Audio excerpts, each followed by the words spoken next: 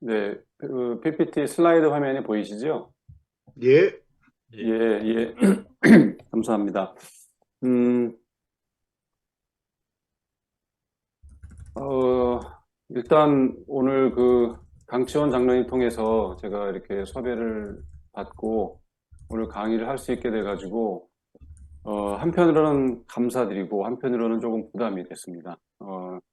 제가 그 파스티즘에 대한 공부 모임을 하신다고 하길래 제가 공부하면 좋겠다라는 심정으로 참여했는데, 참여하면서 발표도 한번 해봐라 라고 하셔가지고, 제가 관심 있게 읽고 있었던 프롬의 자유도피론을 응용을 해서 파시즘에 대한 나름대로의 관점을 제시하는 것도 재미있겠다라고 생각을 했는데, 뭐 방금 소개해서 대충 파악하셨다시피 저는 심리학자가 아닙니다.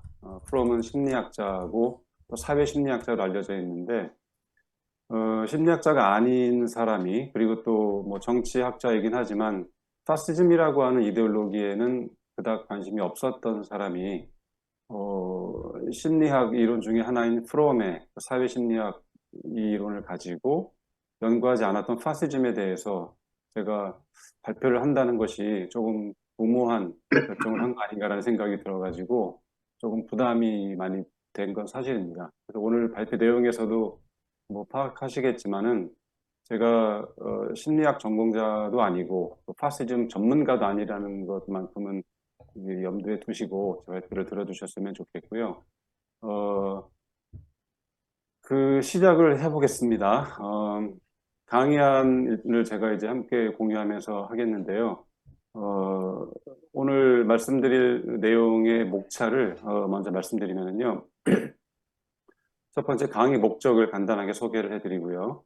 두 번째는 나름대로 파시즘이란 무엇인가에 대한 정의를 하고 나서 시작을 해야 될 것 같습니다. 그리고 파시즘을 우리가 이해하는 그 이유가 무엇인가를 다시 한번 정리하는 시간도 제가 가졌으면 했고요.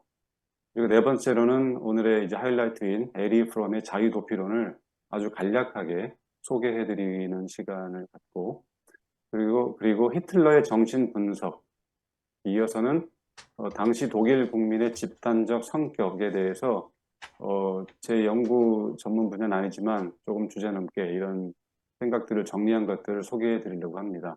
그리고 마지막에 결론적으로는 아무래도 우리 사회에 적용을 해야 되기 때문에 그러면 우리는 이라는 제목으로 정리하는 시간을 가져보려고 하는데, 이 강의가 전체 한 30분 시간을 주셨는데 그 시간 안에 다 못하면은 시간이 되는 대로 바로 일단 멈추도록 그렇게 해보겠습니다.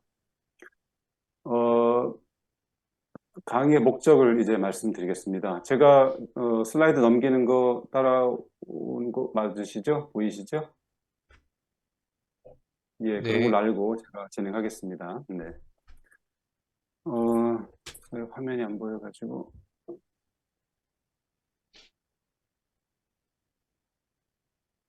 예, 강의 목적은요, 파시즘 발생 과정에서 인간 행위자의 성격이 중요한 부분을 차지한다는 것을 일단 보여줌으로써 유사 또는 연성 파시즘을 이해하고 대응하는 일에서 인간의 성격에 대한 이해와 또 성격의 형성의 중요성을 강조하는 데 목적이 있습니다. 나아가서 간접적으로나마 민주주의와 같은 정치 체제의 형성, 그리고 정치 체제의 유지, 민주주의의 유지에도 인간의 성격이 중요하다는 것을 간접적으로나마 보여줄 수 있을 거라고 기대를 합니다. 여기에서 하나 제가 단서를 좀 달아야 될 것은요, 성격, 인간의 성격이라는 것이 파시즘이라는 현상을 결정해 버리거나 또 파시즘의 모든 것을 설명한다고 볼 수는 없습니다. 물론. 그러나 성격을 통해서 파시즘을 이해하는 것은 파시즘에 대한 이해의 다양한 관점 중에 하나로서 의미가 있다는 것이지, 이 성격을 통해서 파시즘을 모두 다 파악할 수 있다, 그런 뜻은 아니라는 것만큼은 이해를 해주시면 감사하겠습니다. 이게 강의의 목적이고요. 그 다음에 이제 파시즘이란 정의를 들어갈 텐데요. 이 정의에 들어가기 전에 제가 한 가지 그 질문을 통해서 이 강의를 시작해보고 싶은 생각이 드는데요. 어, 가정을 하는 겁니다. 여러분들이 만약에 병원에서 일을 하고 있는데 한 아기가 태어났습니다. 이 아기가 가정을 하는 겁니다. 나중에 히틀러가 될 그 베이비 히틀러가 태어난 겁니다.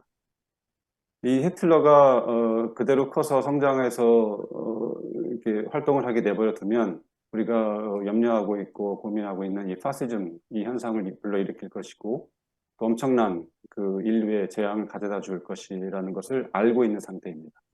이 상태에서 여러분들이라면 병원에 태어난 이 베이비 히틀러를 과연 죽여서 수백만의 그 생명을 살릴 것인지 아니면은 베이비 히틀러를 그냥 내버려 둘 것인지. 사실 이 문제는 일전에 그 톡방에서 제가 본 내용과 유사한데요.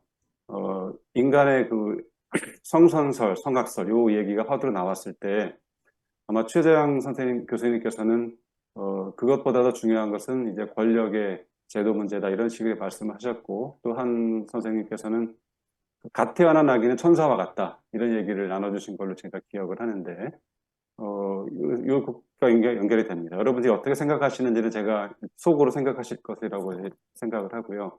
여러분들의 생각을 조금 더 이제 구체화하기 위해서 말씀을 조건을 달아드려 보자면은 베이비 히틀러가 태어났는데 이 베이비 히틀러가 역사적으로 경험했던 그 가정 환경 그리고 그가 경험했던 사회적인 환경 또 그가 맞닥뜨렸던 그 국가의 환경 상황 국제적인 상황 이 모든 것들이 똑같이 전개된다면 어떻게 할 것인가 이렇게 생각을 조금 구체화해 볼 수도 있을 것 같습니다.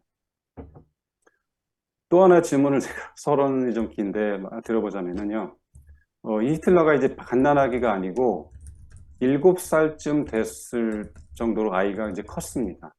그래서 어떤 이제 심리학에 따르면은 어릴 때부터 한 5세, 6세만 되면은 그 개인의 심리가 이제 다 완성이 되고 굳어져 가지고 그게 무의식으로 자리를 잡고 그 이후에 모든 의식적인 그 사고나 활동들을 이제 좌지우지한다라고 하는데 그런 나이가 지난 7세가 된 이 히틀러를 과연 우리는 어떻게 할 것인가?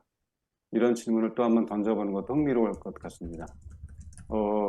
이 정도 일단 그 오프닝 이제 퀘스천을 한번 던져보는 걸로 하고요. 이제부터 본격적으로 강의를 들어가 보도록 하겠습니다. 파시즘이 무엇인가에 대한 정의를 나름대로 해봐야 될 것 같아서 제가 써봤는데요. 보이시죠? 팍스턴이라고 하는 그 파시즘 전문 연구가가 이렇게 파시즘에 대한 정의를 장황하게 해놨습니다. 물론 장황하게 했다고 제가 잘못했다고 말씀드리는 건 아닌데요. 이 글을 이렇게 제가 뭐 6줄 정도 되는 것을 빽빽하게 일부러 파시즘에 대한 정리를 보기 좋지 않게 읽기 어렵게 제가 써놨는데 이것을 읽을 생각은 없습니다. 이것을 우리가 아는 조금 개념화된 단어로 간략하게 바꾼다면 이렇게 될 수 있을 것 같습니다. 파시즘이란 반민주주의, 독재, 권위주의, 민족주의, 전체주의, 포퓰리즘, 군사주의, 그리고 폐쇄된 집단주의의 총합이다. 이렇게 되면 아마 조금 더 하나하나의 개념이 머릿속에 들어오시지 않을까 싶은데요. 이 정의에서 중요한 것은 총합이다. 앞에서 나열한 모든 개념들이 하나하나의 의미도 있지만 그것들이 전체를 이루어서 만들어내는 것이 파시즘이다. 이렇게 얘기할 수 있을 것 같습니다. 그런데 저는 여기에서도 이 파시즘에 대한 정의가 마음에 들지는 않았습니다. 그래서 다음에서 제가 파시즘의 정의를 제 나름대로 더 간략하게 해봤습니다. 첫 번째는요, 강력한 독재자가 대중적 지지를 받고 대내적으로는 전체주의적으로 획일화하고 대외적으로는 제국주의적인 전쟁을 일으킨 전합리적 정치체제이다. 이렇게 조금 더 간략하게 정리를 해봤는데요. 여기에서 제가 방점을 두고 싶은 것은 정치체제이다. 물론 정치현상이다, 사회현상이다라고까지 폭넓게 얘기할 수 있지만 정치체제이다라고 말을 하면서 전합리적 정치체제이다라고 말을 했습니다. 이 생각은 다음과 같은 그 왈라스의 글에서 제가 가져온 아이디어인데요. 뭐냐면요. 읽어보겠습니다. 모든 정치 체제는 수단과 목적을 계산하는 이성적 추론의 결과물이 아니고 개인의 생각과 경험보다 먼저 존재하는, 물론 생각과 경험에 따라서 변경되기도 하지만 모든 정치 체제는 개인의 생각과 경험보다 먼저 존재하는 경향을 보인다. 우리는 개인의 감정, 두려움, 조소, 재산에 대한 욕망 등의 충동이 정치 행위에서 나타나는 것을 목격할 수 있다. 우리가 가진 많은 충동의 전합리적 특성은 각자 개인의 삶에서 기억과 습관 그리고 생각에 따라서 계속 수정된다는 사실에 가려져 있을 뿐이지 사실은 정치 체제는 이런 전합리적 충동이 작동하는 곳이다라고 하는 것입니다. 그래서 제가 파시즘이라고 하는 정치 체제에서 주목하고 싶은 부분은 바로 이것이었습니다. 그 충동을 일으키는 것은 다름이 아니라 행위자겠죠. 그 행위자 중에서도 파시즘에서 첫 번째 핵심 키워드라고 할 수 있는 강력한 독재자가 어떤 전합리적 충동을 가지고 있는지 이것을 파악하는 게 관심사가 됐었고요. 두 번째, 파시즘과 유사한 뭐 권위주의, 전체주의, 독재와 구분해 줄 수 있는 그 특징이 있다면 강력한 독재자가 존재할 뿐만 아니라 그 강력한 독재자가 대중적 지지를 받는다는 사실입니다. 이 부분에서 대중적 지지를 보내고 있는 이 대중의 그 전합리적 성격 특성, 이것에 제가 관심을 가지게 됐습니다. 그러다 보니 이 부분에 대한 그 프롬의 이론이 큰 도움이 됐고 그 이론을 소개해 드리려고 하는 상황이 있는 겁니다. 그 다음에 제가 또 하나의 그 부담이 느껴졌던 것은요, 파시즘을 우리가 현대 이 시점에 한국에서 이해하려고 하는데 과연 그 의미가 무엇일까? 그 필요성이 무엇일까? 물론 뭐 개인적인 성향에 따라서는 현 정부, 현재 한국 사회가 파시즘적 현상을 보이고 있다라고 강력하게 주장하실 분도 계시겠지만, 그런 주장에 일단 그 학자로서 동의하려면은 좀 조심스러워야 한다는 생각이 들어서 이렇게 한번 나름대로 정리를 해봤습니다. 첫 번째, 왼쪽에는 독일 파시즘의 특징, 그리고 오른쪽에는 현재 한국의 정치적 문제를 제가 나열을 해봤는데요. 첫 번째, 독일 파시즘의 특징은 간략하게 정리를 해보자면요. 일방적 독재가 이루어졌다라는 것은 일단 분명한 사실이고요. 두 번째, 그것이 사회에 존재하는 다양한 개인을 무시하는 전체주의로 나타났다는 것이 두 번째 특징이고요. 세 번째는 헌정 질서를 편의적으로 이용했다는 겁니다. 파시즘이 물론 히틀러가 쿠데타를 시도하긴 했었으나 결국에는 선거에 의해서 가장 많은 표를 얻게 됐고 그런 법이 허용하는 범위 내에서 정권을 획득했지만은 그것을 오히려 이용해서 나중에는 다른 모든 정당들을 이제 없애버리는 뭐 이런 그 헌정 질서를 오히려 편의적으로 이용했다라는 측면이 하나의 특징이고요.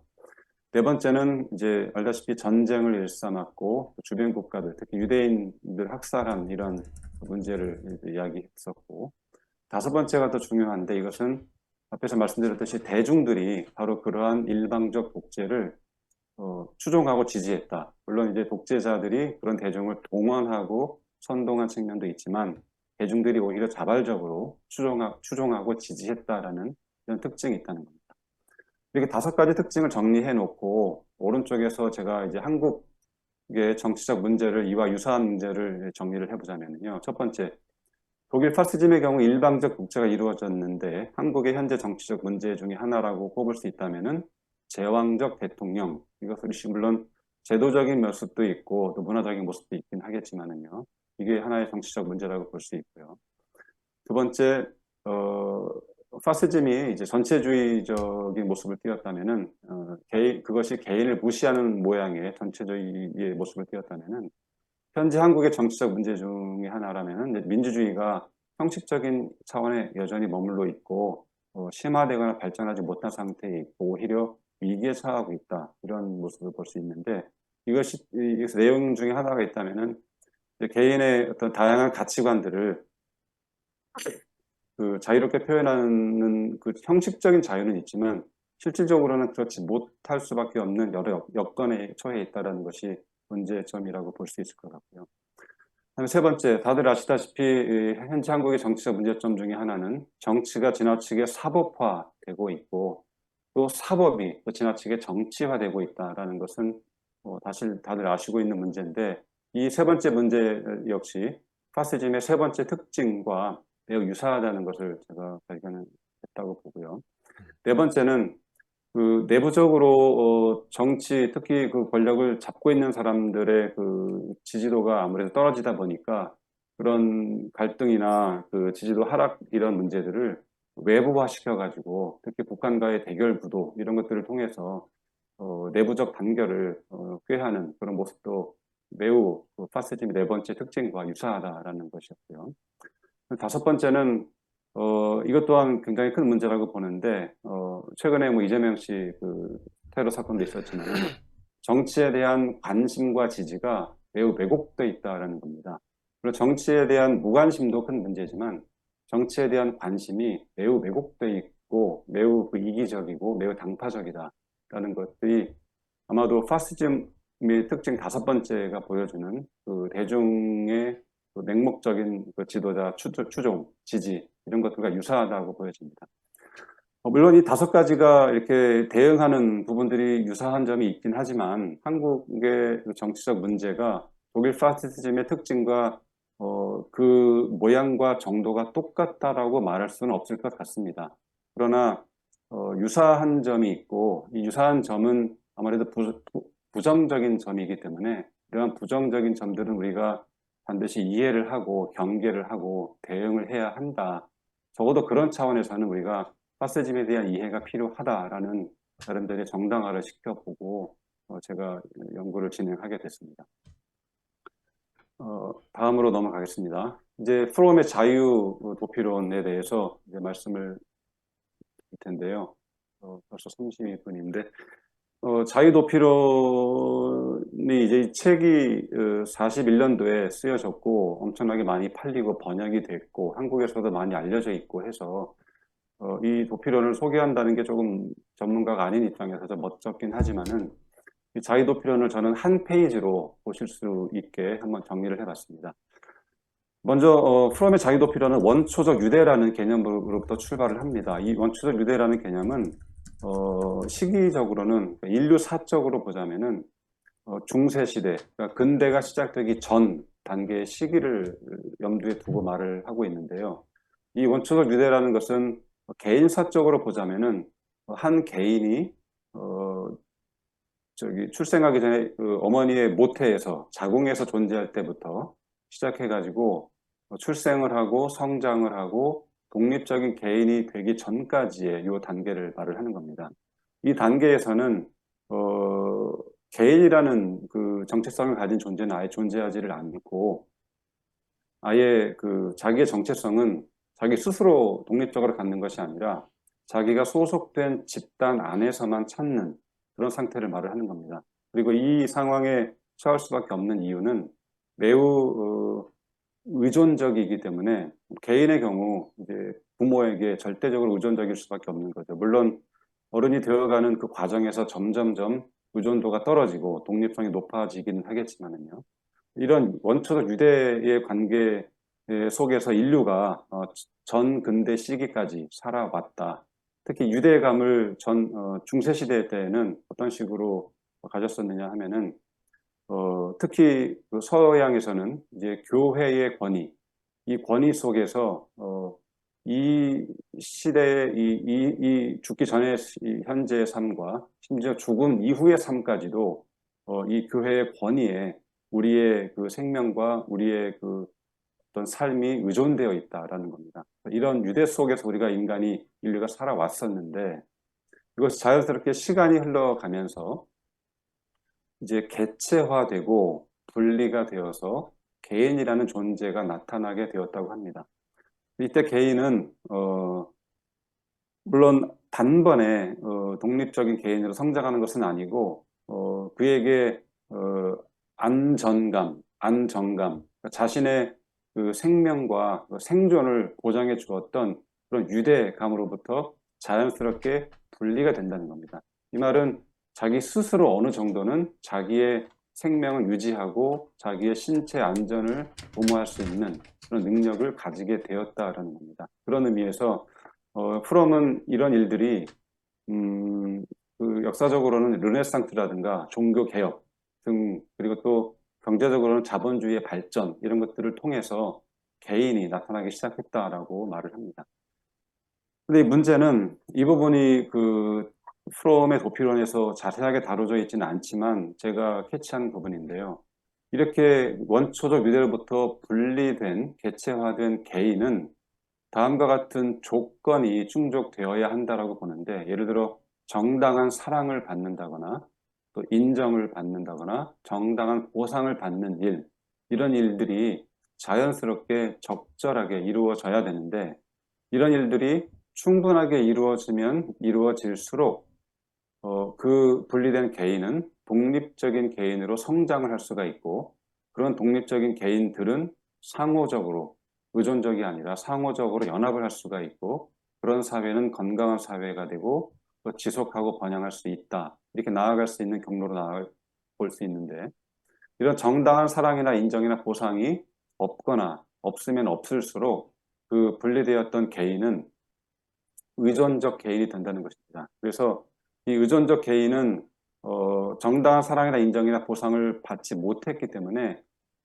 이전에 원초적 유대에서 누렸던 자기 자신의 안전감, 안정감 이런 것들을 충분히 개인적으로 소화해내지 해결하지 못하기 때문에 그런 것들을 해결하기 위해서 다른 사람을 지배한다거나 또는 지배를 받는다거나 이런 모습을 보이고 또 그런 사람들이 모인 사회는 병든 사회로 나아갈 수밖에 없고 결국은 파괴되고 멸망할 수밖에 없다라는 겁니다. 그래서 중요한 그 개념이 자유로부터의 도피라는 개념인데요. 자유로부터의 도피는 영어로는 이제 escape from freedom이라고 하는데 그때 말하는 freedom은 freedom from이라는 개념입니다. 그러니까 무엇으로부터의 자유죠.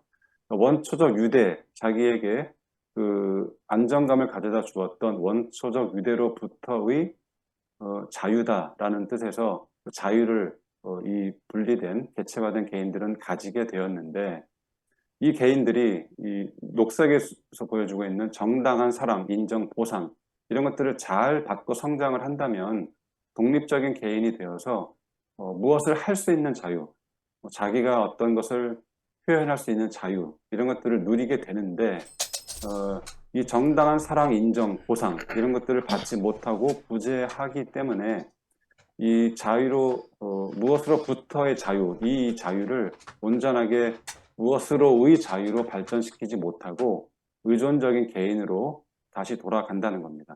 그리고 이때 돌아간다는 것은 원초적 유대로 돌아가는 것처럼 보이지만 사실은 원초적 유대는 그럴 수밖에 없는 의존적 존재인데 이 의존적 보라색이 보여주고 있는 이 의존적 개인은 원초적 유대 안에 있는 개인이 아니라 일단 그 유대로부터 분리된 개인입니다. 그럼에도 불구하고 다시 자기 자신의 어떤 존재의 가치라든가 다른 사람과의 어떤 평등 이런 것들을 추구하기 위해서 어, 자기에게 주어졌던 그 자유, 그 무엇으로부터의 자유를 포기하고 또는 내버리고 다른 사람을 지배하려고 한다거나 또는 지배를 받으려고 하는 이 단계로 나아간다라는 것입니다.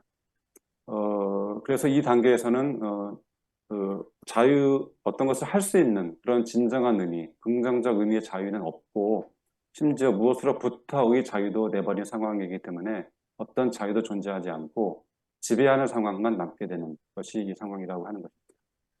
어, 시간이 벌써 38분인데요. 여기까지만 일단 말씀드려야 될 것 같습니다. 이 부분은 그 프롬의 자기도피론에 제가 약간의 그 해석을 더한 부분인데요. 무엇이냐면요. 노란색 부분에서 이제 개인들이 원초적 유대로부터 이제 분리되었을 때 이들이 의존했던 것은 본능적 욕구를 스스로 해결할 수 없었던 매우 의존적 존재였기 때문에 어린아이와 같이요. 의존할 수밖에 없었고 유대 속에서 살 수밖에 없었는데 이제 자연스럽게 시간이 지나면서 이 건강 강한 성인이 되면서 자기 자신을 스스로 돌볼 수 있는 자기 자신의 본능적 욕구, 예를 들자면 그 먹고 사는 문제, 뭐 기본적인 성욕, 잠자는 문제, 의식주 문제, 이런 매우 기본적인 욕구들을 스스로 해결할 수 있는 힘이 어느 정도 성장했다라는 겁니다. 근데 이 성장했을 때 그 다음이 인간에게 주어진 욕망이라는 것이 있는데 이것을 저는 본성적 욕망이라고 이름을 붙였는데요. 그래서 설명드린 것과 같은 정당한 사랑을 다른 사람과의 관계로부터 받는 욕망 또는 다른 사람과 내가 동등한 존재다라고 인정받는 것들 그런 것들도 본성적 욕망이라고 보고 있고요. 그리고 자기가 어떤 재능을 발휘했거나 어떤 노력을 했을 때 거기에 대한 정당한 대가가 치러지는 보상이 있을 때 이 본성적 욕망이 채워진다고 볼 수 있습니다. 이 본능적 욕구로부터 어느 정도 해방이 됐고 또 본성적 욕망이 적절하게 채워지면은 본질적 요구, 인간에게 주어진 본질적 요구는 저는 인간이 동물과 달리 가지고 있는 특성으로서 자유의지를 발휘한다거나 이성적 판단 능력을 발휘한다거나 이런 본질적 요구를 실천할 수가 있는데 말씀드렸듯이 이 본성적 욕망이 충분하게 채워지지 않고 부재할 경우 여전히 본능과 본성의 단계에 정체해 있을 수밖에 없다는 거죠. 그래서 그 본능적 욕구를 계속해서 해소해야 되고 그 본성적 욕망을 계속 충족하기 위해서 다른 사람과의 관계를 이렇게 지배하거나 또는 지배받거나 하는 방법을 통해서 본능적 욕구와 본성적 욕망을 해소하거나 해결하려고 한다라는 것입니다. 여기까지가 이제 프롬의 자유도피론에 대한 설명이고 제가 약간의 설명을 제 생각을 덧붙인 개념 설명입니다. 제 생각에 시간 관계상 여기까지 일단 강의를 아니, 그러면 안 돼. 마쳐드려야 될 것 같습니다. 좀 더 하시더라도 마저 결론 내셔야 되는데. 아, 예, 그래요? 예, 그러니까 그러면 제가 죄송합니다만 시간을 좀 더 써보겠습니다. 음, 그 결론으로 예, 이 프롬의 자유도피론이 네, 위에 얘기한 파시즘과 어떤 관련이 있는지만 좀 말씀을 네, 해주시면 저희들이 예, 질문에 도움이 될 것 같습니다. 예, 알겠습니다.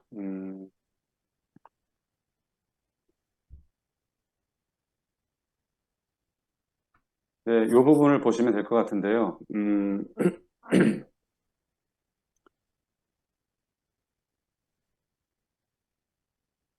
그, 이 히틀러의 경우는, 이 원초적 유대라고 하는 이 상황은 히틀러에게는 이제 자기 자신의 부모, 그리고 가정 환경을 말을 하는 겁니다.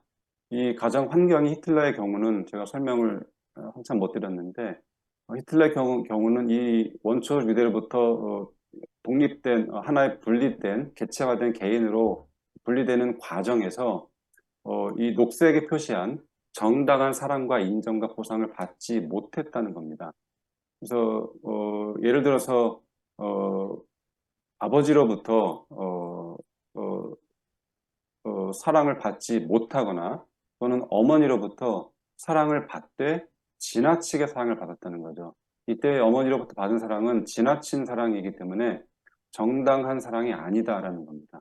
지나친 사랑을 받을 수밖에 없었던 여러 가지 이유 중에 하나가 그 히틀러의 어머니 경우는 아버지의 세 번째 부인으로 결혼을 했고 또 아버지의 그 23살 아래인 연하의 그 조카였다고 합니다.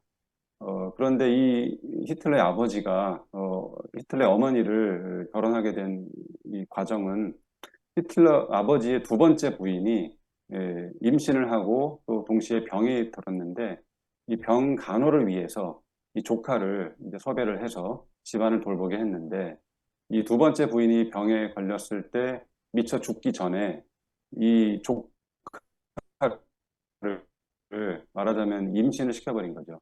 그래서 어쩔 수 없이 이 조카는 히틀러의 아버지와 결혼을 세 번째 부인으로 하게 됐고 그래서 태어난 게 히틀러는 아닙니다. 히틀러는 그 어머니의 네 번째 아들로 태어나는데 히틀러의 경우 그 앞에 세 번째 그 아이들이 그 히틀러의 어머니 입장에서 볼 때는 어린 나이에 다 죽어버린 후에 히틀러가 네 번째 아이로 태어나서 성장을 했기 때문에 히틀러에 대한 사랑이 매우 지나칠 정도로 과했다라는 거죠.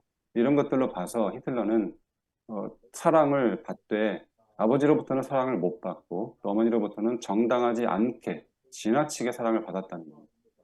그리고 인정 부분 이런 부분에서도 보상 부분 이런 부분에서도 말씀드릴게 나중에 말씀드리겠지만은 적절한 인정도 받지 못하고 보상도 받지 못하고 했기 때문에 그의 성격 형성이 그, 독립적인 개인으로 성장하지 못하고 의존적인 개인으로 성장하는 바람에 그가 이제 지배적인 성격과 복종하는 성격을 동시에 가졌다고 하는데 특히 지배적인 성격을 강하게 보여주면서 그가 강력한 그 지배자로 지도자로 부상하게 될 수밖에 없었다. 그의 성격이 그런 영향을 미쳤다라는 겁니다. 물론 뭐 이런 성격 때문에 히틀러가 führer라고 하는 총통이 되었고 파시즘을 만들어냈다라고 주장하는 것은 과한 해석이긴 합니다. 그러나 그런 파시즘 현상을 만들어낸 과정에서 히틀러라는 개인의 한 성격이 이런 역할을 했다라는 부분을 말할 수가 있을 것 같고요. 그 또 하나는 히틀러뿐만 아니라 그 독일 국민의 성격도 말씀을 드리고 싶은데 독일 국민 역시 원초적 유대라고 하는 상황은 그들에게는 그 바이마르 공화국이라고 하는 그 민주제 직전에 독일 제정이 있었는데 그러니까 독일 사람들은 바이마르 공화국이라고 하는 매우 형식적인 민주주의를 경험하기 이전에는 전 근대적인 정치 체제 속에서 살았다는 겁니다.